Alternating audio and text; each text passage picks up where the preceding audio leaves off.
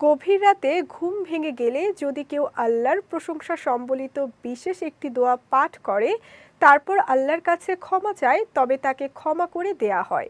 এছাড়াও অন্য কোনো দোয়া করলে তাও কবুল হয় এবং নামাজ পড়লে আল্লাহ ওই নামাজও কবুল করেন। বিস্তারিত ডেস্ক রিপোর্টে।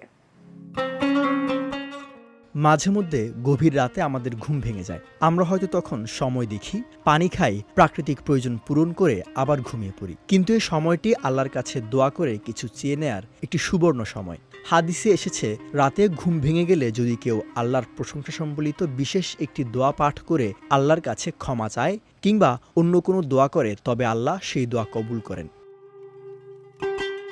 হজরত ওবাদা ইবনে সামেত রাদিয়াল্লাহু তাআলা আনহু থেকে বর্ণিত, আল্লাহর রাসূল সাল্লাল্লাহু আলাইহি ওয়াসাল্লাম বলেছেন, রাতে যখন কারো ঘুম ভেঙে যায় সে যেন এ দোয়াটি পাঠ করে। দোয়াটি হলো, লা ইলাহা ইল্লাল্লাহু